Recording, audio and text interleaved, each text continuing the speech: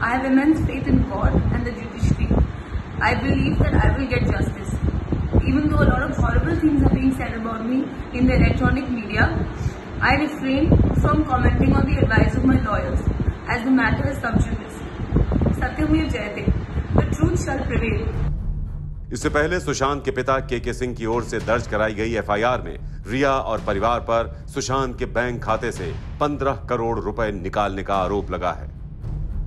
पिछले एक साल में लगभग 17 करोड़ रुपए मेरे बेटे के इस खाता नंबर कोटक महिंद्रा बैंक में रहा था। इस खाते से इस दौरान करीब 15 करोड़ रुपए निकला है। इस खाते से पैसा ऐसे खातों में ट्रांसफर हुआ है जिनसे मेरे बेटे का कोई लेना देना नहीं था।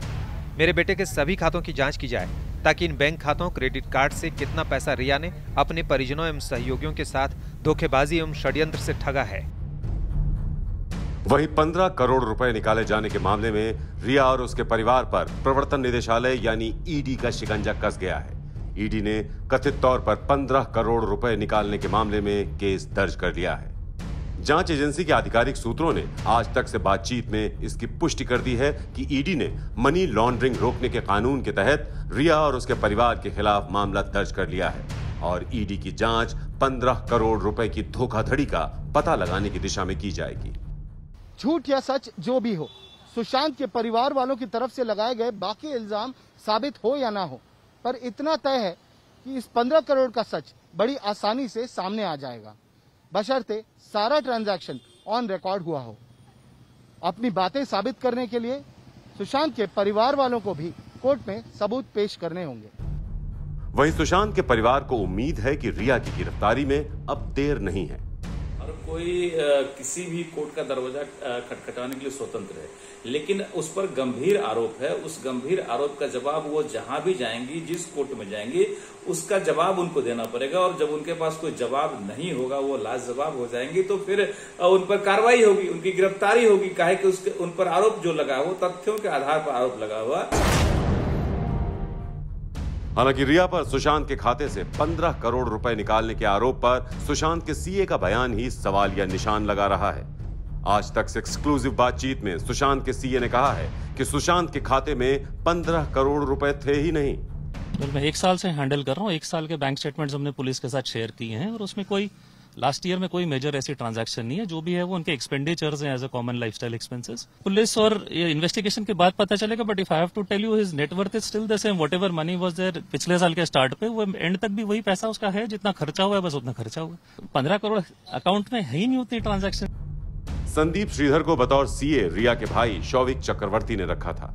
ये उस वक्त की बात है जब सुशांत, रिया और शौविक ने मिलकर विविड रेज रियलिटी कंपनी बनाई थी। दूसरी तरफ सुशांत के बैंक खाते पर नजर डालें तो जनवरी 2019 से जून 2000 के बीच खर्च का पूरा ब्यौरा सामने आता है। जनवरी से जून के बीच 2 करोड़ 78 लाख खर्च हुए। इनमें टैलेंट मैनेजमेंट कंपनी क्वान को 61 लाख, सीमा लालवानी को रेंट के रूप में 60 लाख, रियल एस्टेट एजेंट को 3,87,000 रुपए, समतानी पावना डैम में फार्म हाउस का रेंट 26,40,000, रिया के भाई शौविक के बैंक खाते में 4,87,000, विदेश दौरे के लिए थॉमस कुक को 50 लाख, असम केरल टूर के लिए 2.5 करोड़ और मिलाप को 9 लाख का डोनेशन शामिल है।